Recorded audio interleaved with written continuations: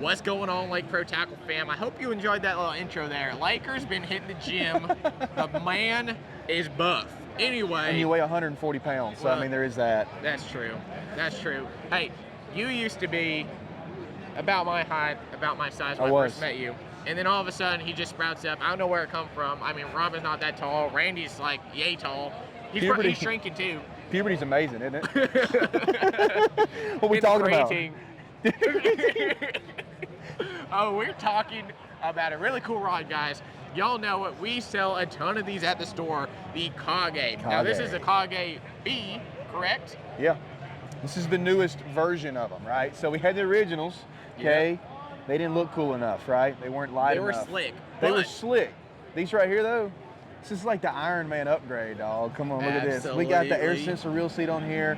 We got the AGS guides on here, Fuji rods. Dude, this rod, I've made more money with this all-around 7.3 medium heavy than any rod in my entire body. Funny enough, that is one of the best sellers, and also also the best price point, in my opinion, for most of our rods. We sell a lot of Steezes. Yep. We sell a lot of some of the cheaper ones, but for people that come in for like the best bang for the buck, the value, you cannot beat the Kage lineup here. You can compare this to any rod that Daiwa makes. It's going to be relatively the same weight, a little bit different action, promise, look. And then the air sensor reel seat, I don't think people understand, it's not just for looks. They literally, all the Steez guys that have bought Steezes and other high-end rods on Daiwa, they brought this down and put it on this rod specifically to make it a little more affordable for you. So you ain't got to spend $600-700 on a rod to get that rear seat you like. Hey, this is $200, bro. I get a little bit of a discount. Look it's here, nice. look here. Look. What, $189? $199? $199.99. What are you talking about? This thing is fire. Now, one of my greatest things, one of the biggest selling points at the shop is the cork.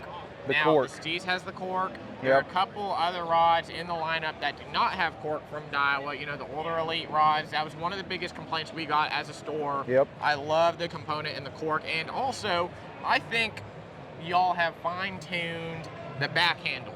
Yep. One of my biggest things is there's a lot of rods out there with a really long handle. There's a lot of them with a really short handle. Yep. I think it's a happy medium. Did you have anything to do with the design of the back portion of this rod? I will. If not, you can just take credit.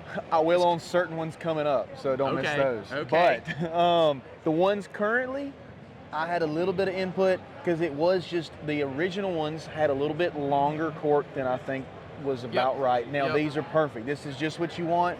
You don't want it touching your elbow. You know what I mean? Right. And I'm 6'5", so I've got a very long forearm. Well, this right here is absolutely perfect. Look, right there. That's where you want it, middle of your forearm when you set the hook or in your side. You don't want to be black and blue over here in your ribs because your thing is too long. You get a good frogging day and you're hurting in the rib section. Oh, dude, yeah. You want to hit it in the abs. We don't got grass. We do.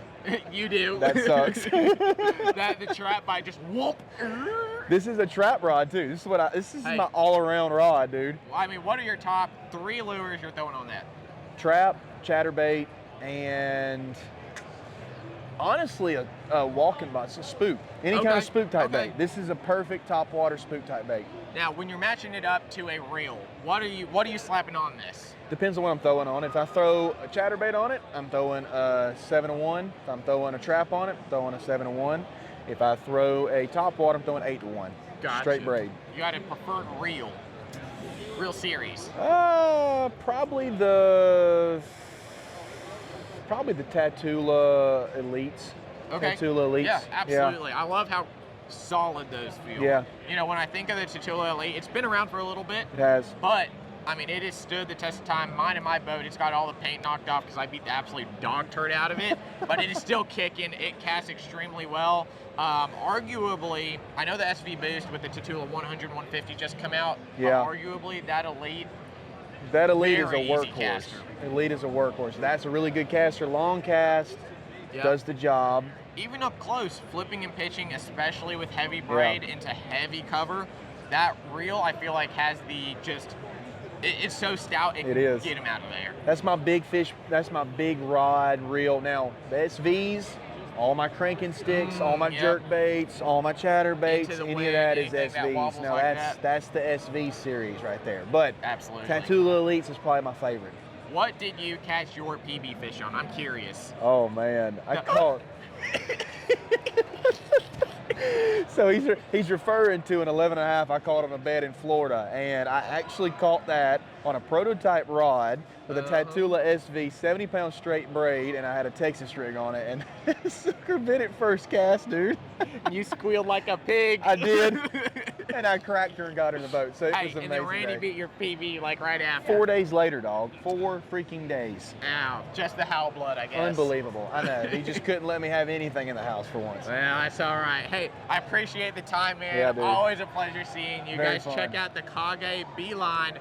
Give Beeline. Laker a holler if you need help finding the rod to suit your needs. That's right. Come on.